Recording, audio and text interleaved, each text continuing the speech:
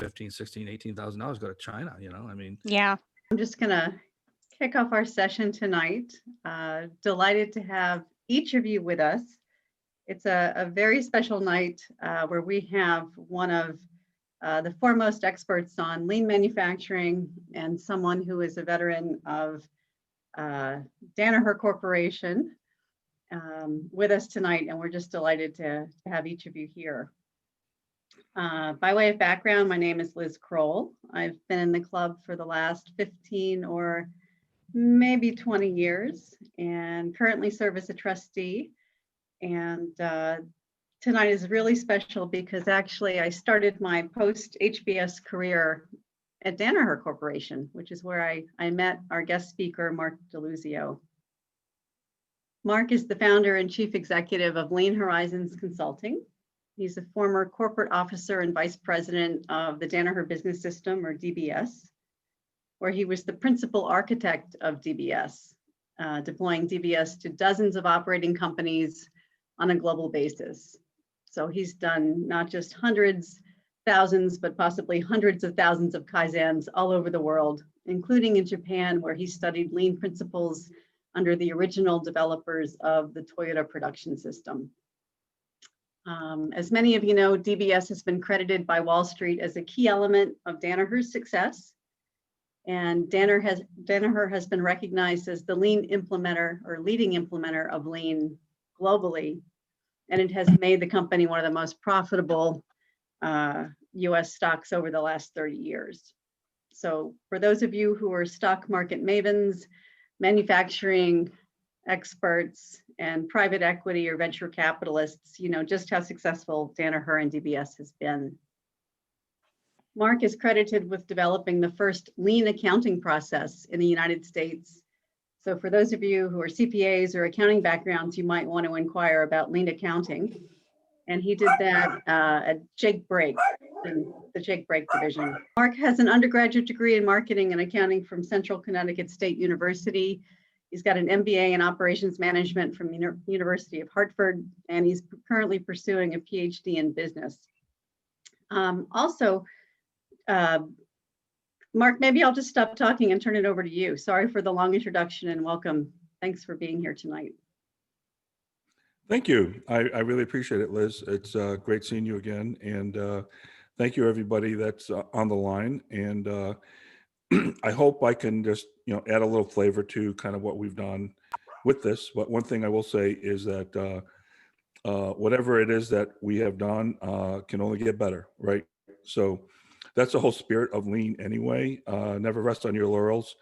Celebrate on Friday and come back on Monday to get at it again. I had a saying at Danaher that I developed called a healthy dissatisfaction with the status quo, right? So that's what this is all about.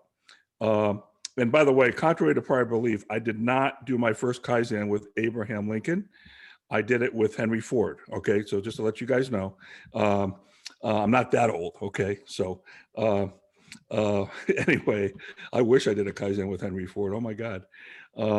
If you know anything about lean, you know that Henry Ford was one of the key inputs into Tashi Ono's Toyota production system. So with the moving assembly line. But anyway, maybe a subject for another day. Why do I call this flatline? My book is called Flatlined. This is the word that everybody used, all the CEOs use when they call me up and they say, "Hey, Mark, we want to, we've been doing lean for 10 years and we flatlined." They always use that word, right? We flatlined. And so I said, yeah, that's a good name for a book, and I started thinking about, well, why do they flatline? And I started looking at the patterns of all the different companies who really kind of fell off initial success, but then they kind of fell off. And there were some very common things, and that's basically what the book is all about. So why do companies flatline? So I'm going to try to go through this relatively quickly because I think it's probably more valuable if I could spend time answering some of your questions. So I might whiz through a little bit faster than I normally would, but if you don't mind, and we can always go back and all that. At the end, also, Liz asked me to put together some case studies to show you guys how rapidly things can change and what some of the case studies that we had on some of the acquisition integrations that I worked on a lot of M&A integration in my last part of my career with Danaher, with George Sherman and Larry Culp, and did a lot of that type of work. And Liz was also part of that as well. So, show just how quickly you can make things happen, right? If you've got the right culture and the right mindset and the right leadership, right? So I'll end with that at the end, and then we can open it up. Everybody kind of looks at Danaher and says, "Wow, DBS, Danaher, look at the success. I want some of that. Give me some of that stuff," right? What most people are calling me for is they want Danaher's results. They want the top of the iceberg. They don't want to deal with the bottom, right? And which is probably in concept maybe the big reason why companies don't want to change, because everybody got to a point in their career with traditional methods, and now we're kind of saying, well, no, those are no longer applicable to move forward. And so they're not really willing, although they say they are, to do the bottom stuff. And remember, that's the part that sunk the Titanic, right? So really what you have to look at here is, are you really willing to make the commitment, really changing your culture and all that in order to drive the results? Because the results are just one thing, and I'll talk more about that later. And again, I think some of the history, but this all started, and I was lucky enough to be there with Art Byrne and George Koenigsegger back in 1987, where the modern lean movement started at a company called Jake Brake up in Bloomfield, Connecticut. And I happened to become their CFO, and then went into operations, became a general manager of all their Asian business. And the kind of neat part about that was, being part of the Asian business, we sold to Hino Motors, which is a Toyota company. So the lessons that I got there, in addition to us bringing over a group called Shingajitsu, who were the first lieutenants of Taishi Ono, who's the founder of the Toyota production system, I got that kind of experience with them. And I was just a real lucky guy to be in the right place at the right time to have that kind of experience. So we began the Danaher business system in the early 90s, and George Sherman came and basically said, after some really great success at Jake Brake, and I'll show you some numbers later, he said to me, "Hey, Mark, I want you to do for Danaher what you guys did for Jake Brake." And that was my marching orders. That was it. And that gave rise to what we now today call the Danaher business system. There's a lot more to it than that, of course. I think Liz knows that. But that was kind of the input to driving this, okay? I left in 2001 to start Lean Horizons, and we worked in all kinds of different industries. Don't let anybody tell you it doesn't apply to your industry, whether it's fracking or logging. Those are some of the places I've worked: insurance, financial services, any type of manufacturing. I don't care what, it doesn't matter. Somehow somebody thought I knew what I was talking about, so they inducted me to the Shingo Hall of Fame. Shingo is a key consultant, most famous for single minute exchange of dies, but he's also famous for other things. So they named this award after him. And then, started getting flatlining calls after about 10 years after starting my business. And this is what really gave rise to this whole book. I won't spend a lot of time on Danaher's. This chart's a little bit dated right now, but after they split out from Ford, the numbers got a little bit convoluted, but you could see how Danaher's stock outperformed some of their peers over the course of time, and how that all worked, right? So real quick, how do they flatline? Well, a lot of companies want to use it for a short-term tool, and a lot of that's tied back into how people are compensated, right? And so they want to get those short-term results, and they use it from a very tactical perspective. Now, there's nothing wrong with using this as a tactical perspective, but it's much bigger than that, and I'll talk more about that. You're not connecting your initiative to the broader strategy. Okay, and that's a real key. And one of the things we talked about at Danaher, and we put in something called policy deployment, which I now affectionately call strategy deployment, is how do we really, harness our lean initiatives around the strategic imperatives of the company. And oh yeah, by the way, what about the things we're going to all decide on we're not going to work on? That's a big deal, a real big deal. Okay, and so that's a key there, that a lot of companies don't do a really good job at that. And even if they say they do, they don't have a process to really do what we call the Deming cycle, the plan, do, check, act. Okay, so I'll get a little bit into that later. Functions, yeah, we create great functions, but we don't create great enterprises, right? Great HR groups, great finance groups, great manufacturing groups, engineering groups. I'll submit to you that if you actually focus on creating a great function, you will compromise the rest of the enterprise. Okay. You've got to work in concert together. And as a matter of fact, if I could wave a magic wand, I would almost say, I wish there were no such thing as functions, but there are, and we have to deal with that. But moving more towards value stream management is probably a better way to go than functional management, maybe outside the scope of this conversation today, but we have to focus on the enterprise, not just creating great functions. And then leadership says they're involved. They think they're involved because they said a few things, but they're not. It's a spectator sport, and they're not hands-on, and they're not involved. And that's a big problem, because as they fail to get involved, they don't learn. And when they don't learn, the light bulb doesn't go on, and then the passion is gone, and the real reason for wanting to do this is just lost. So 5 steps. Shift your mindset. I'll talk a little bit about that. Defaulting to the basics. That's kind of a really big deal to me. So many things that we could do with the basics that we're not doing today. Aligning with strategies I talked about, making it an enterprise endeavor, and then evolving the culture. I'll talk a little bit about that as well, because that's also a really big deal. So shift the lean mindset for sustainable results. I remember going to Japan in my first of many, many visits there to study and work. And I asked a senior Toyota executive in April of 1990, how is it that you could allow all your competition into your plants over here in Japan? You know, GM, Ford, Chrysler. And this was the answer. Okay. What they need to know, they cannot say. And that sounds so Japanese, right? But it's like, I didn't really understand it then. And maybe I still don't understand it, but I think I do now. But, you know, what do they really mean by that? You know, well, you can go in and see a physical plant. You could see all the cars, the one-piece flow, the kanbans, the andons, all the visual management, all the organization. How have you ever been to Toyota? When you see them put a car together, they're almost like ballet dancers. They're working with standard work to tack time in unison, and it's phenomenal. Okay.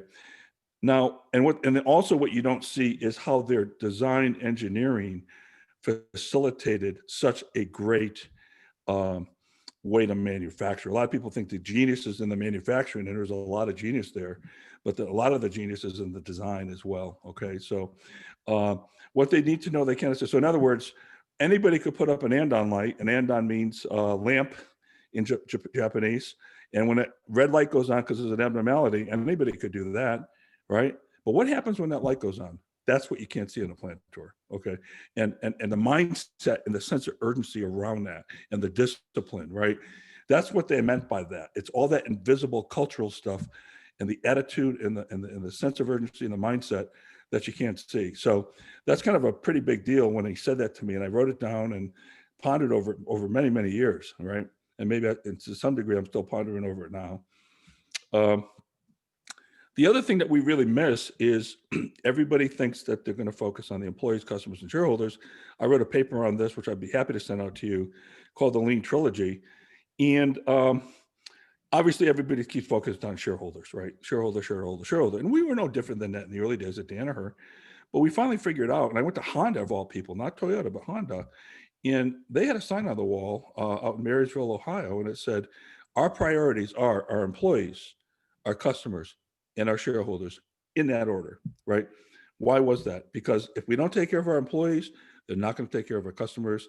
And conversely, you know, they're not going to customers, then we don't take care of our shareholders, right? So every one of these, this cannot be a zero-sum game, okay? Every one of these 3 groups has to win, not just the shareholder at the expense of somebody else, right? So we have to make sure that we understand the real objectives and goals of each one of these groups, and make sure they all win. And quite frankly, and I could tell you a story later if you like, how just not understanding the customer, everybody thinks they do understand the customer, and they mark themselves green on all their Gemba boards, right? But on the other side of the equation, the customer's marking you red. And then that customer goes away, and they never call you to tell you they're not going to be there anymore, and you're wondering what happened, right? So not really understanding the customer, and conversely, also not understanding the employee and what they're all about. And by the way, everybody's goals are different, right? So if you don't have this lean trilogy in sync, it's a problem. Okay. And that's something that mindset wise, we can't just pay lip service to the employee or the customer in particular. Don't tell me you really care about the customer if you're going to measure on-time delivery to customer promise date, because request date is going to make you look bad. You want to look bad because that's how you get better, right? But everybody they don't want to show a 20% on-time delivery to request date. They'd rather show a 95% on-time delivery to promise date. But that promise date is your date, not theirs. They think you stink. You marked yourself green. Everybody's happy. So if you really truly try to understand the customer, you won't do those kind of things. There's a million other examples I can give you like that. Okay. So thinking about cost savings, a lot of people just focus on cost, and that's a problem, because if you do all the other things right, and I'll talk about that in a minute, costs will fall out. Okay. I'm not going to spend a lot of time on Six Sigma right now, but that is a mindset shift that we have to kind of get rid of in terms of how we think about it. And I've done a whole presentation on that, I'd be happy to talk to you about. Default to the basics. Now, if you look at the Toyota Production System house, which I'm going to show you in a minute, one of the standards on that is something called standard work, which involves takt time, work sequence, and standard work in process. I don't know how many companies I go into, they say they're doing lean and they don't have standard work. And that is a fundamental, that's no different to me than a captain of a ship not having a compass. Okay. And that's how meaningful that is to me as a lean, somebody's been polluted with this, I guess, over 30 years. But they say they're doing lean because they have all the great yellow lines on the floor and all the poster boards and everything else, but they're not doing standard work. And standard work is kind of like the sheet music to an orchestra. So it's great that you set up your orchestra and all your instruments, but now you gave them no sheet music to play off of. How do you think the quality is going to sound off of that? And that's what standard work is all about. So my sensei, Nikao, who was one of my main mentors and still living today, I saw him just a couple of years ago. If you do not know standard work, you do not know the Toyota Production System. And everybody thinks they even understand what standard work is all about, and most people really don't. Even though they understand the mechanics of it, they don't understand the spirit of why you do it, and that's a problem. So all this stuff is all going back to the basics, right? Here's the Toyota Production System that Ono created, where you have just in time and Jidoka. Jidoka means it's more of it can't translate into English, but it basically means that the real simple version is the machine stops when it detects a defect, right? But there's more to it than that. There's a very philosophical discussion around Jidoka, which I'm not going to get into today. On the bottom, you've got three things: Saijunka level scheduling, standard work, and Kaizen. Okay, Kaizen is something that basically means continuous improvement, right? Kai and Zen. Kai means change, Zen for the better.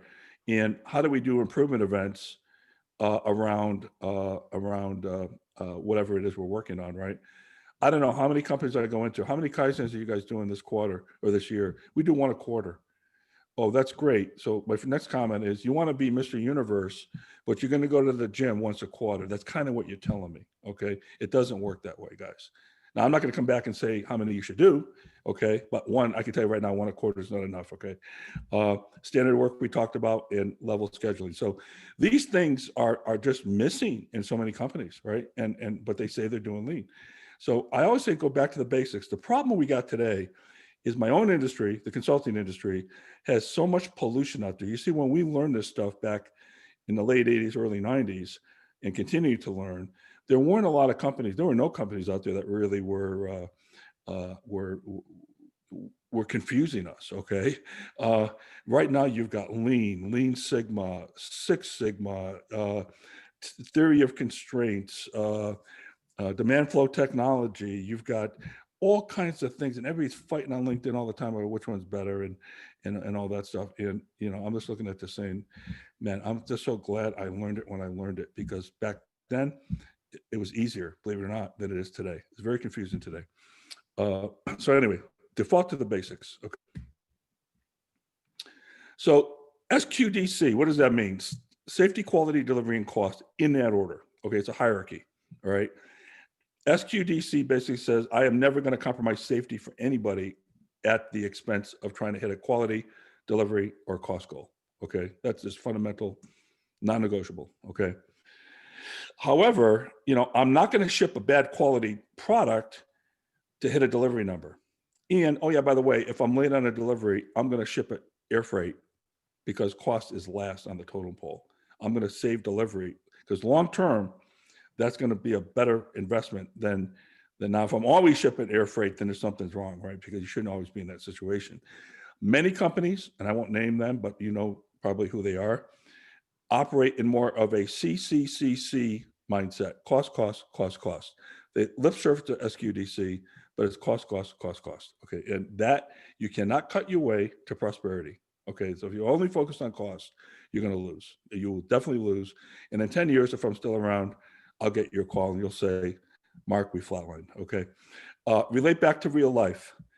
I don't know how many times I can relate back to real life. And if you think about how you run your life and how you run your companies are probably two different things. I won't go out and buy 12 months worth of groceries because they were on sale, but we do that in business. Okay. And all the costs associated with doing that. And also design changes makes it obsolete.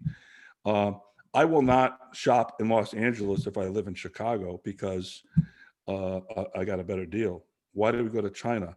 Why do we move our supply chain thousands of miles away from our customer base and expect that to be a good thing for our customer? Are we really talking the talk in that regard? Okay. There's all kinds of different things. I had a CFO and a CEO. I was walking through a plant one day and I asked the CFO how they people, and he said, and this is in my book, he said, well, we pay everybody a machine uptime. We want to make sure that all the equipment's running, we up running all the time. Now that means they weren't changing over to the right model to meet customer demand. And it also meant that they weren't doing preventive maintenance on the equipment. So they're producing a bunch of A's when they had orders for B's and C's and D's. Okay, so that's a problem. So I said, why do you do that? And the CFO said, well, we have to get return on our investment. We paid a lot of money for this equipment. So I looked at him and I said, well, you just bought a new Lexus, didn't you? He says, yeah. I said, well, congratulations on buying a Toyota. That's a great car. I said, but are you going to run that car around the block tonight 1,000 times? Did you pay a lot of money for it? He said, no, I wouldn't do that. Well, why not? Why don't you run that car? You paid a lot. Don't you want to get your return on investment? Right? He goes, I never thought about it that way. I said, stop doing stupid stuff, man. I said, stop doing stupid stuff. Just think about how you run your life. It's not that hard. Okay. So anyway, relate back to real life. It's a big deal if you could do that. And a lot of times it's our measurement systems that drive all, and that was the essence of lean accounting, by the way, when Elizabeth talked about lean accounting. Get rid of all those metrics that you got taught in school, like absorption accounting, purchase price variance, that just force you to do the wrong things, right? So that's a big part of how that looks. Align with strategy, okay? Kind of a big deal because so many times we work on things that don't add any value to the organization.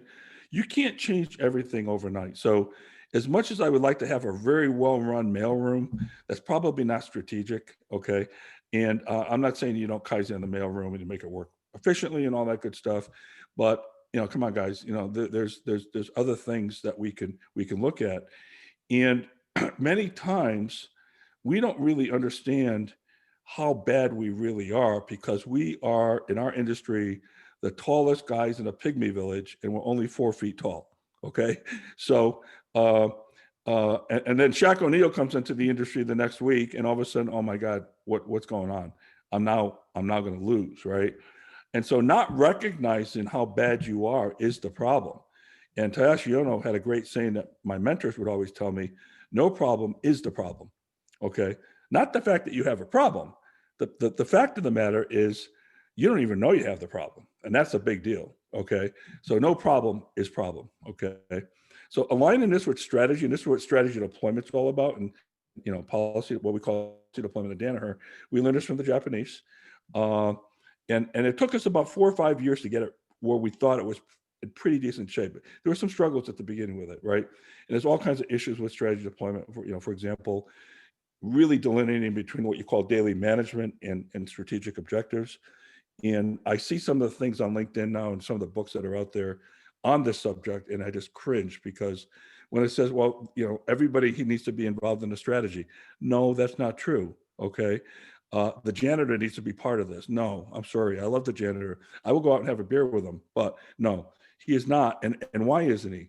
Because there's certain called daily management that we got to run the business every day and continue to improve that. Yeah, love to have their input there.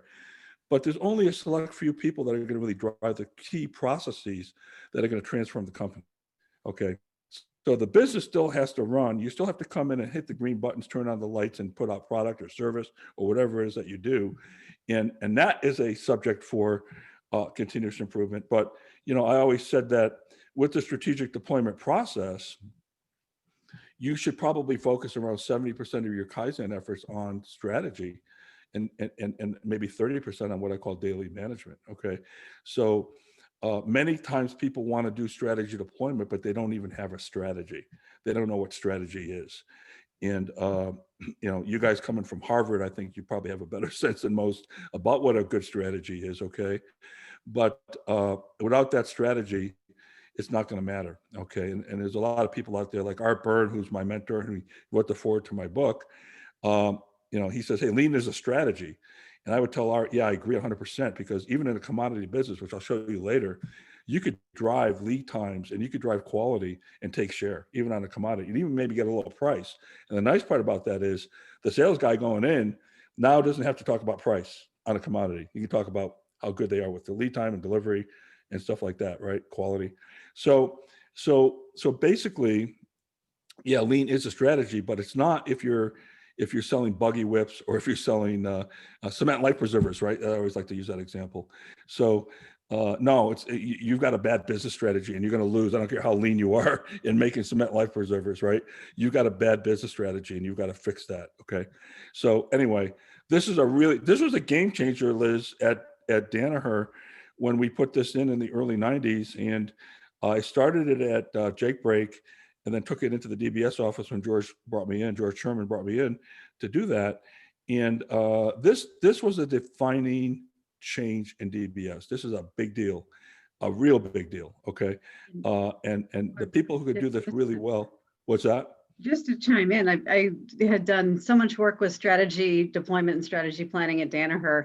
Each and every business had the 5-year, if you want to break it down to 5-year plan, annual goals, monthly targets to improve. I mean, it literally broke down, and every single month you spent time understanding, are you hitting your targets? If not, what are the countermeasures? And the countermeasures can be pretty painful because you had to have them and you were held accountable pretty much at the point of impact. So everybody within the organization would have their own policy deployment within product development, finance. I mean, every single part of the organization. You mentioned organizations and functions. Everybody had what they needed to do, but they were married at the annual goals would marry up to the 5-year plan for that division or for that company.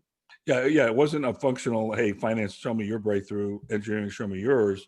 The company had the breakthrough, and then how do all those players, those functions get together and work in concert with each other to drive that breakthrough. So when we talk about breakthrough, it's something that you've never done before. It's something that really is a stretch goal for the organization, something that's going to give you a competitive advantage over anybody else. And sometimes it could be as simple as just lead time. Go from 30-day lead time where everybody else is at even 35. You think you have an advantage. No, you don't. But getting down to 3, yeah, okay, now you've got an advantage. Okay, now you can take share, right? And a lot of good things happen when that happens, right? So yeah, you're absolutely right. And what you've referred to there with the countermeasures, Liz, is the Deming cycle, the plan, do, check, act cycle. Okay, and that's really embedded in what we call the A3 thinking. A3 being the problem-solving form that we use, which the Japanese use A3 type size paper, so we called it got known as the A3, right? And so kind of like 11.5 by 17, but that's too cumbersome. A3 is easier. And so anyway, this is a big deal here. I won't spend more time on it, but this was a game changer for the DBS system. Okay. Benchmark, world class, right? Okay. Understand that, you could be the best in your industry, and that's fine. But really, to excel, you have to benchmark world class. And that would mean that an insurance company does have to look at aerospace. How does an airplane fly? By the way, airplanes, if anybody knows what Six Sigma is, just to kind of invoke that a little bit, 3.4 parts per million, which the Japanese could never understand. Why do you Americans want to accept 3.4 parts? Why not zero? Why are you expecting to fail 3.4 times out of a million times? They couldn't understand the concept of Six Sigma, right? Although I'll say that if you are Six Sigma, that's probably a good thing, but not if you're flying airplanes, because I did the math and it said that if you were at Six Sigma in terms of takeoffs and safe landings, there would be a crash somewhere in the earth on this earth every 3 days. Okay, so now you look at that and you say, okay, well, if you could take that kind of technology, an aircraft and an airplane, and all the variables that go into it, right, and be so unbelievably great. Now, airlines aren't great on some of the other parts of their business. Let's not go there. Okay, I'm sure everybody's lost a bag or two, but you know, that's a big deal. I'm fascinated by that. And then people say, you know, well, we don't fly jet engines. We make ballpoint pens. Wow. Okay. Thank God you don't. You know, I had one client, one CEO told me, Mark, you understand, we don't make automobiles. And I said, well, thank God you don't, because we'd all be walking. Okay. And thank God you don't make, you know how complicated an automobile is. Not as complicated as a jet engine, but there's 20,000 parts or so that go into it, and they all have to come together at the same time, you know? So anyway, look outside your industry. We benchmarked Disney in terms of how they train their people. We looked at Land's End from customer service. Okay, we weren't in those industries, right? Look outside your industry. Don't be so myopic. And when you guys want to talk about diversity, which I think is a phenomenal thing, we also have to have diversity of experience and thought, right? So don't just, if you're running an insurance company, don't just hire insurance people, okay? Hire somebody outside that can come in and poke you a little bit and give you a totally different perspective on things, okay?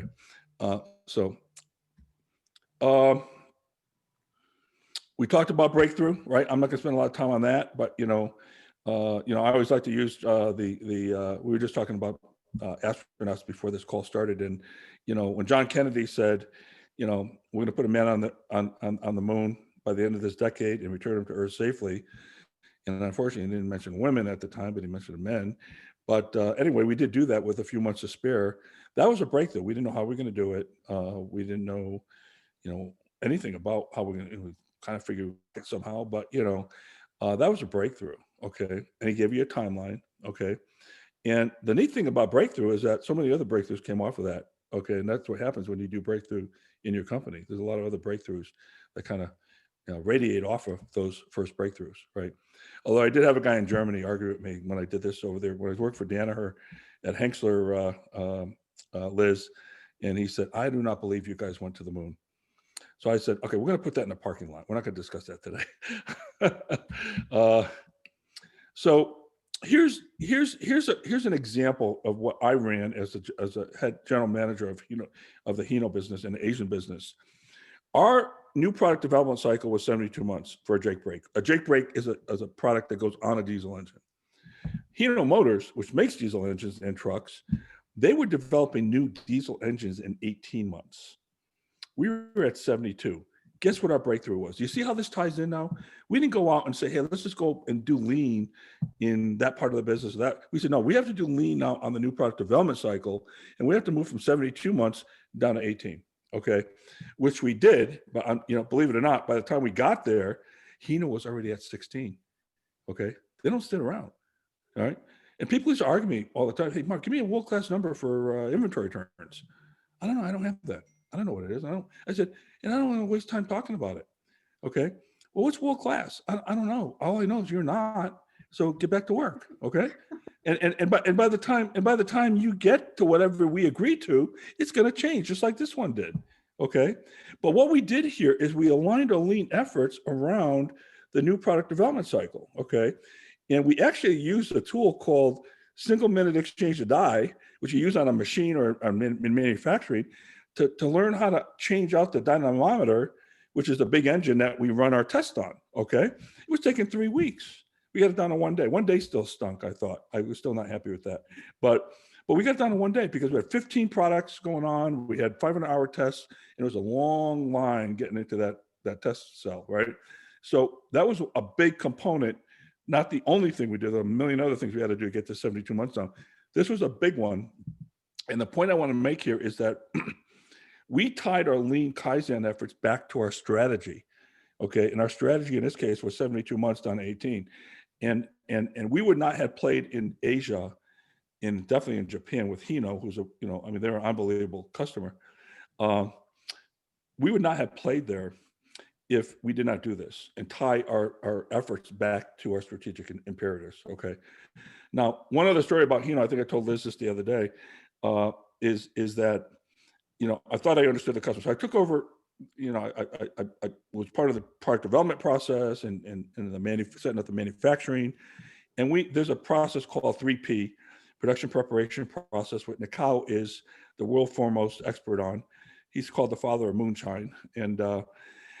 And not only did I work with Nikao, but I worked with the Hino engineers to develop this cell. What a learning that was. And it was the best cell in not only in Jake Break, but in Danaher, right?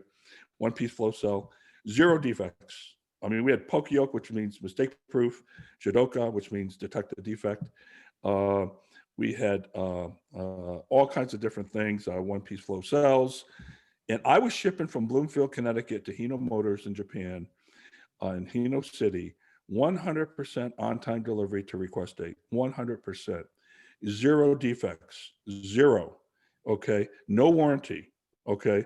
We were like, and I said, okay, well, my first trip over there, they're going to roll out the red carpet for me, right? They're going to, have a Japanese band playing, and they're going to have sake and everything else, right? So I got there, and I went to the purchasing office, and there were 110 suppliers that supplied their engine. And on the wall, they had from 1 to 110, in order of best to worst, all their suppliers. So dummy me, I'm young, and I'm smart, and I'm smarty pants, if you will. And I'm looking at this thing, and I'm saying, I've got to be in the top 3, right? And I'm looking up there, and I don't see my name. I don't see Jacobs, they wrote it in kanji. That's why of course I don't understand. Dummy me, right? No, I looked on the list. We were number 106. 106. Wait a minute. How the heck could I be 106? 100% on time, no quality, no warranty, no defects, nothing, right? When I got into the meeting, they said, DeLuzio-san, your labels are not always in the exact same spot on your boxes. And that's a problem. And I'm like, what? So I give the old traditional American mentality response saying, that doesn't affect form, fit, or function. DeLuzio-san, you don't understand. If you cannot guarantee the quality outside the box, how can you guarantee the quality inside the box? That was the lesson. Tough customer, but they made us better. And a lot of teaching from them got into the Danaher business system, okay?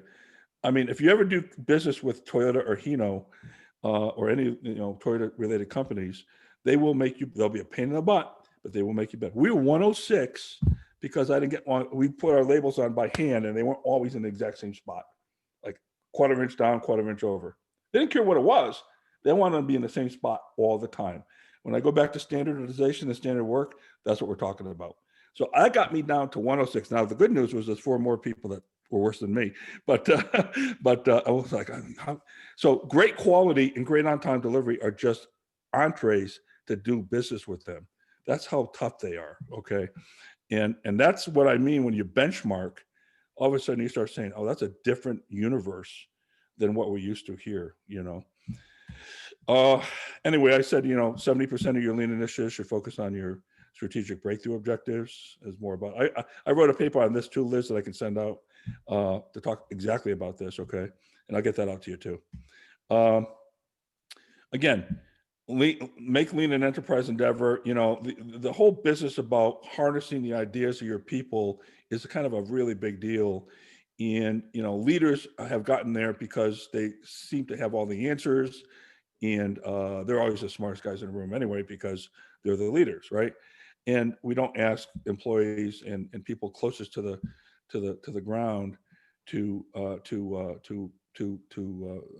give their input on this. So, you almost have to lead the organization, as if you have no power, right? And that's kind of another one of those Japanese things that that sayings that makes you really think what that really means. You know, I'm not gonna go into it too much right now, but think about that as you go through, and what does that really mean to you? Um, we have to focus, Mura, Muri, and Muda. Muda is the 7 Ono wastes, right? Which we added one more called unused creativity. So it's waste from transportation, waste from inventory, defects, all those 7 wastes, right? But Mura and Muri are more unreasonableness and unevenness and I said it backwards, but unevenness and unreasonableness. And those are usually set by policy. So let me give you a quick example. A sales policy, because you're trying to hit your sales objectives in your sales department. And at the end of the quarter, you've got, and this happened to one of my clients, 40% of their orders at the end of a quarter came in the last 3 days of the month. And now you have a plant here trying to do level loaded, hydronic level scheduling, standard work, one piece flow. And what they did is they discounted the heck out of the product. They brought it all in. Okay.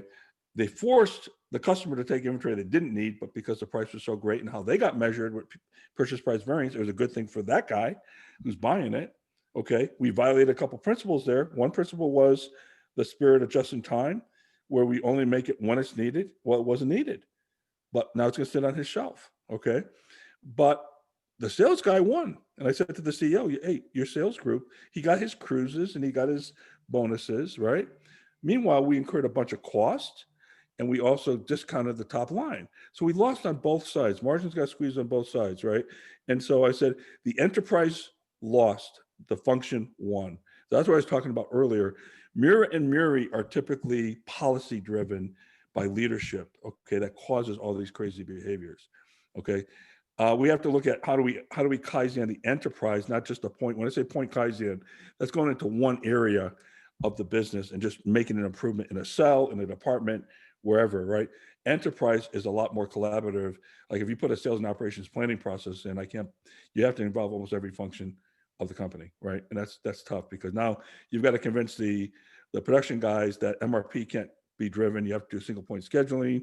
You can't now have work orders that are going out and scheduling all the machines. You have to have pull, all this stuff. The sales group has to change their mentality. Everybody has to be in concert with each other if this is to work. And that enterprise thing is again, another big deal. And then lean accounting, I only spend a lot of time on that right now, but I could also send you some stuff on that list. At the end of the day, I say evolve your culture, the fish rots from the head. And people say, well, my people aren't doing this. Well, I mean, why are you saying that? I mean, what about you? Everybody likes to project out as to why things aren't working. And I look at the leader and say, hey guys, that's you, man. It's yours. Fish that it ends up there. Right. And one of the biggest things I think, and I probably didn't do a good enough job in the book about it, is this thing called respect for people, right? And when you look at Toyota's respect for people, and I'll send you another paper on this that I did for my PhD, but it resonated when Toyota came up with the Toyota principle of respect for people. Not only are they talking about people, they're talking about all the other stakeholders. So you remember when I told you employees, customers, and shareholders, right? There are other stakeholders as well. The society, there's the community, there is the environment. There's a lot of other stakeholders involved. Even at Toyota, they view their competition as a stakeholder. Can you believe that? How many people out there do that today, right? So the whole Toyota principle and the respect for people is a real big deal. And most of the time, I see the little things that add up to the big things. Okay, and when you go back to the Ono thing of no problem is problem, most people don't realize they're disrespecting people. Okay, and it's the little things, showing up late to a meeting constantly. Everybody's late once in a while, right? But always having your head in a computer while somebody's giving a presentation. Picking up a cell phone right in the middle of a conversation and not even looking at who's calling and just start talking. That's a priority over, when you see the little things, it usually leads to bigger things. Okay. So the respect for people concept is a big deal. Making employees work in really tough, waste-ridden processes is a respect issue, right? Not having a diverse workforce is a big deal. okay, in a lot of different respects, right? And I don't only mean gender and race and nationality. I mean, in a lot of different respects as well. Okay, that's a disrespect thing as well. So all this kind of is probably at the end of the day the biggest reason why things change. And when and if I do rewrite this book, I think I'm going to put that chapter foremost in this and maybe make it a sixth section. But it is a big deal, and that is in a lot of respects the problem, right? So, establishing non-negotiables. We all have non-negotiables in our business already. I can't sexually harass my employees. I can't steal. I can't cheat. I can't hit somebody, right? Yeah. What about other things? Okay. Like every process has to be documented if you want to call it a process. That's a non-negotiable. Now, does that mean tomorrow you can have them all documented? No, but it's a non-negotiable that you can't call it a process if it's not documented, right? Um, you've got this naysayer thing. Everybody has them. I'd say 10% or so in a company, and there's a notion that says change the people or change the people, right? And so, and then go see, ask why, show respect. That's a Toyota concept that basically says go out and look. Toyota does not allow executives to opine on a problem unless they have actually seen the problem firsthand. Isn't that crazy? Think about how short your meetings would be if you did that. Right? Because everybody has the answer. So anyway, you've got continuous improvement and respect for people. For the most part, if you don't do that right-hand side well, then the left side doesn't work. You'll get short-term gains out of that. But they have to work in concert with each other, okay? Because at the end of the day, lean is not about machines. It's not about factories. It's not about inventory. It's not about workflow, whether it's administrative or, manufacturing. It's a people game, right? And as I always said, the hard stuff is easy. The soft stuff is hard, right? And so it's a people game, and many people, especially the real technical people, don't see it that way. They see this more as an engineering, silver bullet, right? Everybody wants a silver bullet. Like I would say the other day to Liz, people think you can go to Home Depot, buy a refrigerator, bring it home, plug it in.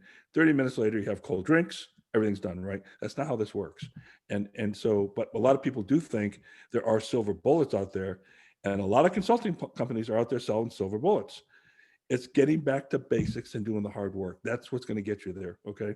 And so the mentality of, you know, leapfrogging overnight, if it was that easy, don't you think somebody else would have figured out that's a lot smarter than us, right? It's not that easy. Okay. Mark, I have a question for you. When you got back from Japan and your supplier visit, and you informed everybody that the position of the label on the box was actually costing, those rankings, how was that received? I mean, I'm sure people could not believe that you were telling them, by the way, we're number 104 out of 110 because the label on the box is incorrectly placed or not consistent. No, we weren't 104. We were 106. We weren't that good. I wish I was 104. How did you deliver that, and how did you get people to take you seriously? No, a lot of people didn't believe me. A lot of people didn't believe me, and but it started permeating in terms of how we thought about things, right? And kept bringing up that example, and you have to change the way people think. I got changed like really quick when I heard that, and I just did not. I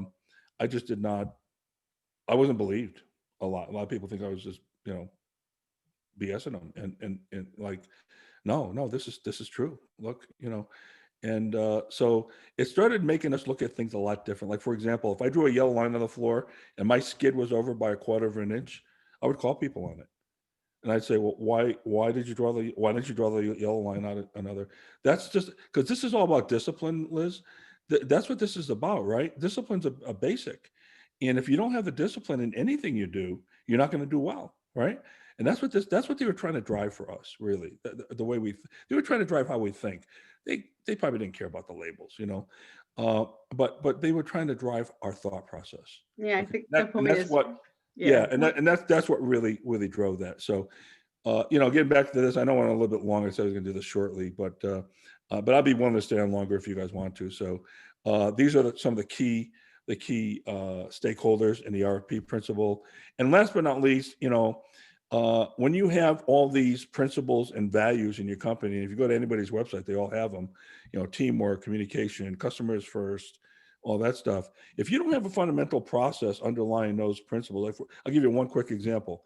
Everybody believes that, the leader's number one job is to develop their people. Okay, that's great. How many people here have career development plans? How many of your people have them, right? What's your process for doing that? Do you really believe that solving problems at the lowest level in the company is the way you need to solve problems? Yeah, everybody agrees. Do you have a problem-solving process? Have people been taught? Do you give people the time to do it? Do you give them the resources, the engineering, the technical support, the IT support, whatever it may be, to do that? I went to Hino Motors, and we thought we were cool because we had our suggestion system had two suggestions per month per employee, and we thought we were like the cat's meow, right? Went to Hino back in the 90s, they had 9 per employee, except they were implemented, 9 implemented. Ours were like, some guy put in a sheet that said, an idea that said, paint the building pink. We counted it, okay? But they were implemented because they structured to win. They structured to give the people the time. They took it out of the available time when they calculated attack time to say, here's Friday afternoon, you're gonna work on problems. Okay. So if you're not, all of this is, so I came up with this saying here, your values and your principles without a process to drive them are just slogans. Okay. And so process drives into this kind of thing as well as it does how do we create our service, our products, or whatever. So, end of the day, you are perfectly engineered to get the results you've already gotten. And if you don't change, then maybe you're happy and maybe that's fine, right? But I don't think it is, right? And so anyway, I'll stop there. I'm sorry I went so long, but I wanted to just basically and by the way, this presentation is available. It's too big to email PowerPoint wise, but it's in a PDF that I condensed. And Liz has that. I don't know if you sent it out yet or not, but you guys can send that out. That'll be fine. We can get it distributed. Maybe we'll open it up and let people have a chance to ask questions of you. And I don't know if you guys want to get busy on the chat line. We can pull that up or Julia, you're our technical assistant. If you want to open the line, if anybody wants to ask Mark a question, just indicate in the chat and maybe we can open you up. Or if you want to ask it on the chat, we can do it that way. Let's get your questions on the table. Great opportunity. And if necessary, I'll have to cold call a few people because I think I know who's out there and I know who the manufacturing gurus are. So if you want to avoid a cold call, please go ahead and raise your hand. I never met a shy Harvard MBA. I don't know.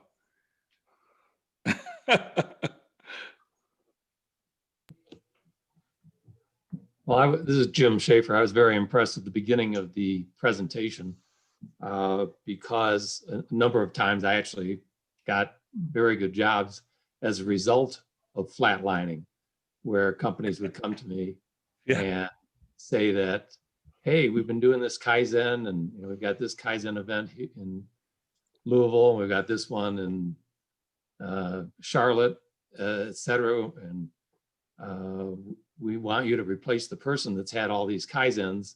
Every single Kaizen event has been a big success. That's what the president told me. But overall, it's been a failure. And how can that be? How can it be that every single Kaizen event was a success, and yet overall, we're falling behind? And your early slides pointed out why that was the case in terms of not being connected to strategy, et cetera.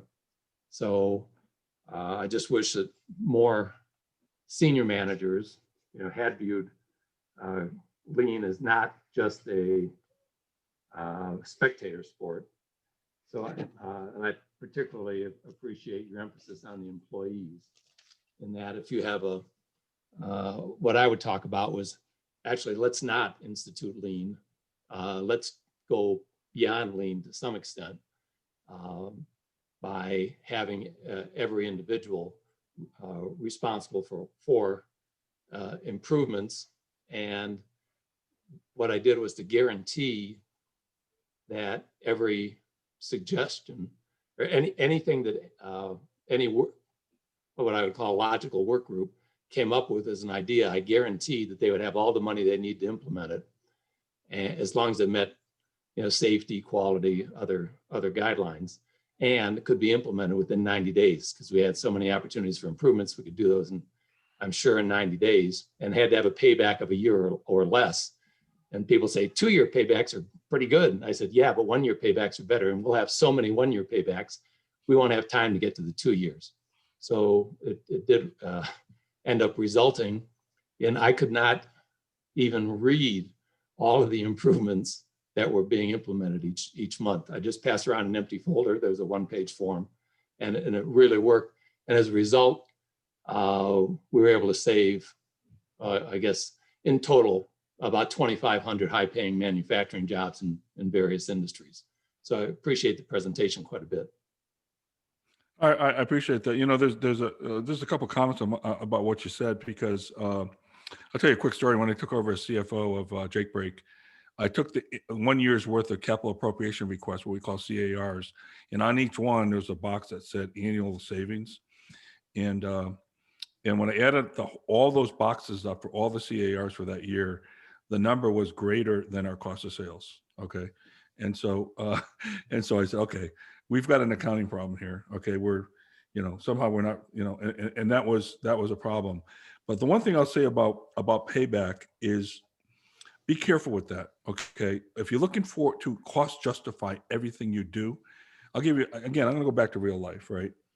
I don't know how many people go to the gym and work out, but if I was standing there with a score sheet, and I said, well, hey, Liz, you just spent 45 minutes on that treadmill, and can you justify the time you took to do that and the cost that it cost to go to this gym? And if you can't show me how it affected your blood pressure or your cholesterol or your whatever, right, then you shouldn't do it. Okay. And so when we get into that payback mentality, it's a problem. Because first of all, nobody knows how to do it right. And there's a lot of problems with it. Okay. There's just certain things that you got to do that if you don't, and let me give you a really, really concrete example, right? I went to a client, I can't tell you who it is, if I'm going there next week, and we're just starting to work with them. And the president, who's a really great guy, I always ask one of the questions I ask is, what is the number one, what's your customer saying about you? And he said, well, our lead times are too long. They're complaining about our lead times. Well, what's your lead time? He said 20 weeks. By the way, when we did a first value stream map, it's 28, but let's just go 20. Okay. And well, what's your competition? He said, well, we're 12. I said, okay, well then, if it's 12, they suck too. I said, but you suck more. Okay. So what if we can get you down to 2 weeks, 3 weeks, pick a number, right? I don't think you can do that. Yeah, we can. Trust me, we can. Okay. But what if you were, what would happen? He said, we'd take probably 20, 25% market share if we could do that, because everybody's clamoring for the product. They can't get it, right? I go, okay. So it's lead time. So about an hour and a half later into the meeting, they started talking about moving some of their major components over to India. Now their customer base is here in the US. Okay. I said, what are you doing? Well, cost savings. Cost savings. First of all, you told me they're your worst supplier, but that's another subject for another day. Now you can give them more stuff to do. I said, but okay, here's what I want you to do. I said, I don't know how you guys, and the CFO was in the room. I said, I don't know how you did the math, but every time I've done the math and the way I do the math, it never makes sense to move to Asia if your customers are here. Okay. Customers over there, different story. If they're here, it never makes sense. So let me ask you this question. I took a chair and I put it in the middle of the room. I said, there's your number one customer sitting right there. I want you to have a conversation with him right now and tell him why it's a great thing for him that you're moving some of his components over to India. Go ahead. Floor is yours. I want you to convince him right now that's a good thing. Oh yeah, by the way, he's the guy telling you about your lead times, okay, and complaining. Okay. So now tell him why it's a good thing that you're moving to India. Okay. And the president looked at me and he said, wow, I never thought about that way. We just focused on trying to drive costs. I said, okay, well, and I said to the CFO, I said, where in your spreadsheet is that one box that said opportunity cost for market because our lead times are going to get worse. 7, 8 stuff and all the other issues going along with it. I said, where is that? Where's that box that's 25%? You didn't factor that in, did you? Okay, that you can, if we can get your lead time down by making it here with all think about Toyota does not make cars and source from 5,000 different places. Okay, they have what's called the Keiretsu. Look at the way a Boeing aircraft, you ever see where a Boeing aircraft, how that's made? They source, I think it's easier to talk about the countries they don't source from than the ones they do. Okay, and it's a mess. All right, how they, and so why are you going to India when your issue is lead time? That's just dumb. Okay, don't do dumb stuff, right? And so he agreed with me. Yeah, I never thought about it that way. We're just driving what corporate wants us in terms of cost. I don't give those guys work for nothing. It doesn't matter to me. It's a loser. Don't do it. Okay, don't freaking do it. Okay. And so when you get into this cost, try to justify everything and do 1-year payback type things, that's a problem. No, you're gonna get yourself into some problems with that. So I would just be careful. Don't do it. But I would just say be very careful with how you, because you will, when somebody gets where I can't justify on a treadmill, okay, they won't be on a treadmill anymore. All right. And all of a sudden they're going to get fat and their lead times are going to explode and you're going to lose business and you'll never know it. So just be careful with that. That's all I'm saying. Thanks, Mark. Anyone else have questions? And thank you, Jim. Thank you for the question. Other questions? Secrets of Danaher. Anyone brave enough to ask tough questions? Want to know the real story? Anybody else want to raise their hand?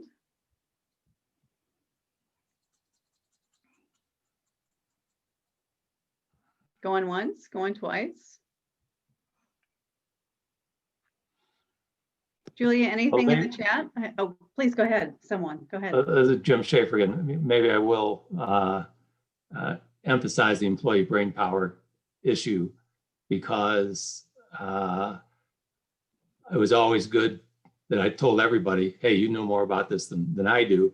Now, come up with the solution, but bring it to me with facts. And then if you meet the criteria, then it's approved. And you don't even have to tell me about it. What I want to view are the things you've already done. Don't come to me for approval, because that'll slow down the whole process. And that's the employee brain power part of this is absolutely phenomenal. You just give the direction and it proves time and again that everyone is smarter than you are. And the most exciting thing I had happen was when we actually did have the high school marching band come along. So we weren't in Japan, but we were in Ohio. Mark talked about a band waiting to greet him. And in one case, we actually had the high school marching band going up the hill, to the pavilion. And everybody was so excited because we were able to save 1,600 manufacturing jobs. So and it was all due to the employees and great cooperation from the union, which initially, Mark didn't talk about unions, but in many circumstances, the unions start off, you're told they're your biggest enemy, and actually they can be your biggest friend because they can get the message out. And if you get into a situation where an employee can ask a question of the union president or the head of the operation and then get the same answer from both of them, then it really accelerates the improvement process. So unions can actually be a friend if under the right circumstances. Yeah, by the way, Jim, Jake Break was a UAW factory that we did this in High Cost, Connecticut, UAW. I negotiated union contracts. I was part of the negotiation team. And at the end of the day, the key to a union is no different than the key to a non-union is you have to earn their trust. And one of the things I didn't talk about was a no layoff policy as it relates to lean improvements, right? So if you can't make that commitment up front, that's a big deal. And you will never gain their trust because if you're asking for their improvements to make things better, and a work area goes from 10 to 6 people, and those 4 people walk out the next week, how well are you going to receive ideas next time around, right? So if you're not willing to make a no layoff policy due to lean, now I'm not saying that if there's economic things like COVID or, it's a different game if your market changes, but even with that, I probably make a good argument not to do it anyway, but that's easy to say, hard to do. But I will say, if you can't make a no layoff policy, you're not going to get anywhere. So it's about gaining trust with the union or people in general. Forget about unions for a minute, just gaining trust with them, and making sure that everybody's in concert together to win. Because if you think about it, you can probably add to that lean trilogy, the union, okay, as another stakeholder, and maybe overlay it with the employees, right? But yeah, if you do it right, it should not be an issue, right? And so that's an issue. Now, one of the things I will say is when you talk about harnessing employees, okay, is that lean is got a bunch of tools. I talked about a couple of them today, right? SMED and standard work and all that. But it's not about the tools as much. You got to be really good at the tools. Don't get me wrong, okay? And we were very good at Danaher at the tools. But if you don't implement those tools in concert with your strategy and under the umbrella of principles, okay, then you'll go haywire. Okay, you have to execute those tools in concert with a sandbox of principles. Okay, so those principles are really key that leadership has to really know. Because the first time anybody ever brings an issue to me, the first thing I think about is the principles, right? No different than the way, Congress should be thinking about the Constitution when they pass a law. Although they don't, let's not go there. You should be thinking about those principles first. How does this action impact are in concert with these principles, okay? And for example, I was at a client and a bunch of inventory all ready to go. And I said, what's this doing here? Well, it was in April of last year. And the general manager said, well, we got paid for that early, so we made it early. Okay, well, why isn't it shipped? Because they don't need it until July. Okay, so what principles did you break? He broke the just-in-time principle. He broke the fact that he sucked up cash.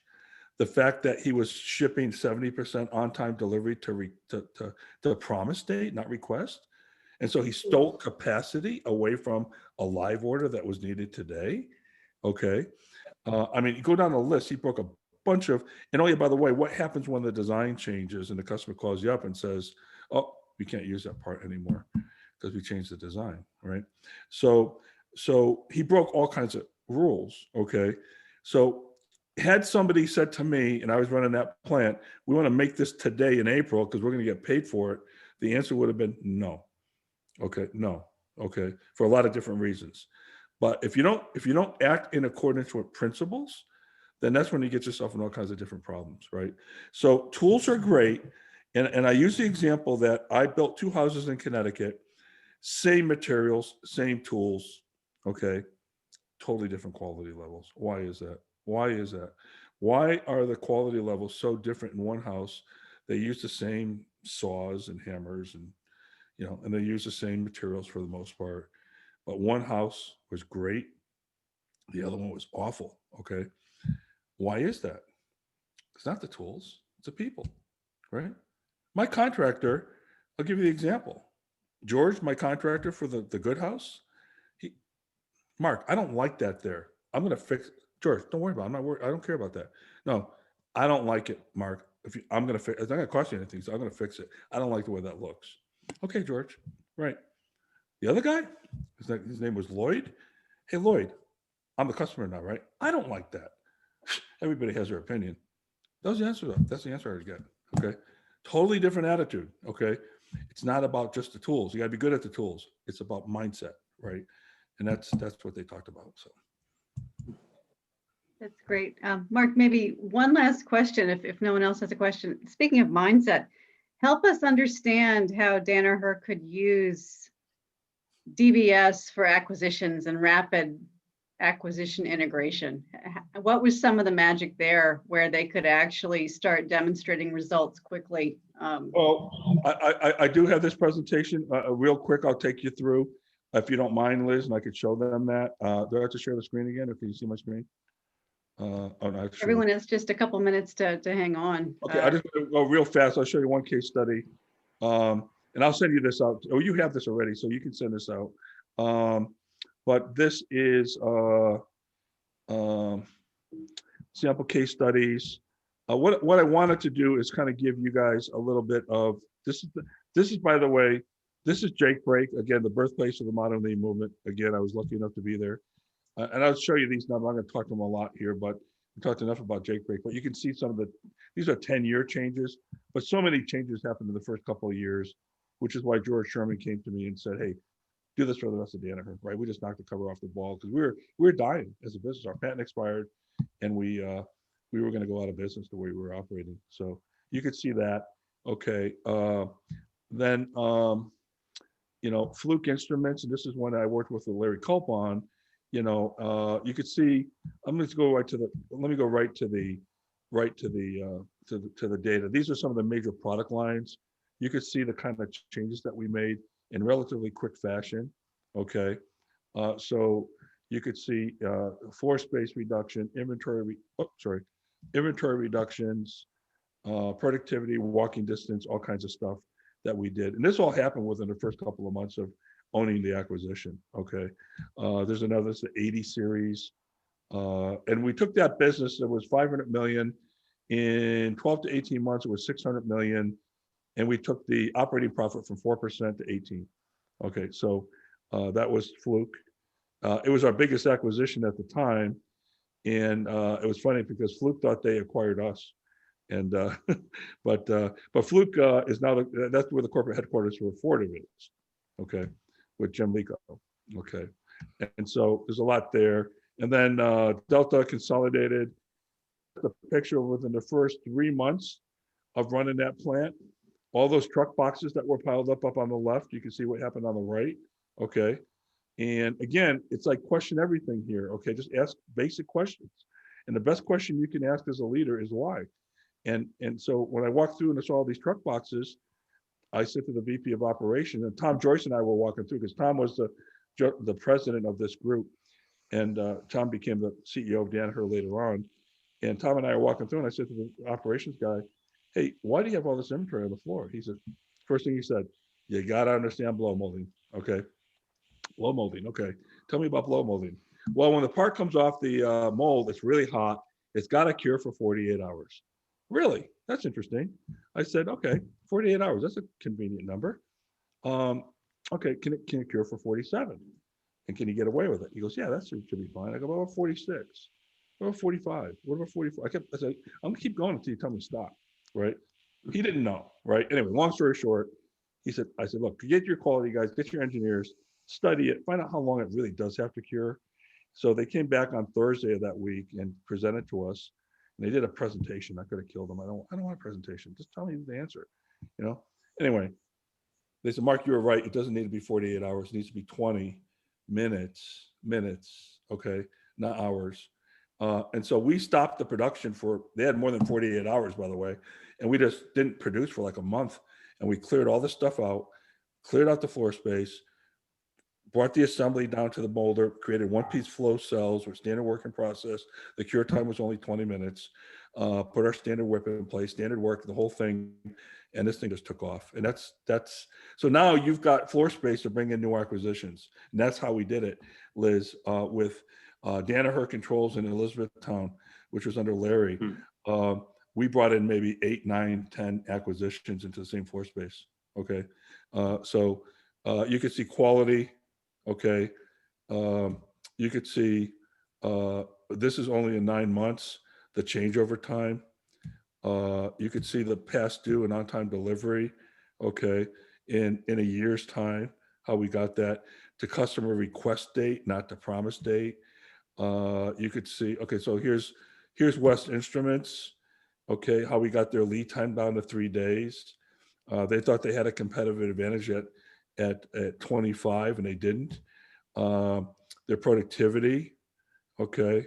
Their on-time delivery, again, they were measuring 95% to promise date, and we were up in the high 90s to request date in that time frame. And then everybody says, "Oh, you must have thrown a lot of inventory at it." No, here's the cash flow. Here's the inventory of how that looked. And what happened was, because their lead time was superior, they ended up tripling the business with volume. And it was a commodity product. The temperature control is just a commodity product. So this is how you could use it for growth. Okay. And that's a real key. So those are just some of the case studies, but I wanted to give you guys a little bit of a sense of how quickly you could do this stuff if you're serious. You don't want to go in and study it and put together a big presentation and then collaborate for 6 months over what you're going to do. Just go do it, And we have a notion that said, we learned from the Japanese, that don't let perfect get in the way of better. Okay, because whatever you're going to do is not going to be exactly right anyway. It's a military thing, and you got to be able to make countermeasures all the way through. But don't study it forever. Just go do it. If again, that's why I go back to this ROI payback thing. If you guys are going to sit there and crank the numbers on everything you do, you're going to run out of steam and you won't make the progress. And again, I'm not saying don't look at the numbers. I'm talking about both sides of my mouth. Okay. What I'm saying to you is that you try to cost justify everything, you'll do nothing. Okay. So I'm a finance guy, I'm a CMA, got a degree in accounting. I still don't know how to cost justify a 5S event. Never was able to do that. So does that mean I don't do it? I don't think so. So. Okay, super. Thank you. If anyone, I think we'll try to wrap. If anyone has follow-on questions, feel free to send them my way. I'd be happy to put everyone in touch with Mark. Mark, I don't know if you want to take additional questions after the fact, but we're so grateful for your time tonight. I'd be happy to. You can call me. You could, well, my phone number's not up here, but just email me at that email address and I'll be happy to have a conversation with you if you want to talk. Yeah.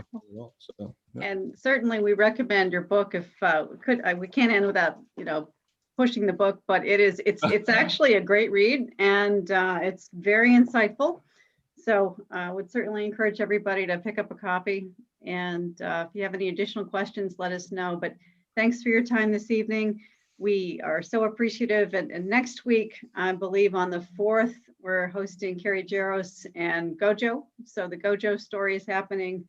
Maybe it's the 5th. Next week on Thursday, but we have another webinar coming up and we're so grateful for everybody who could join us this evening.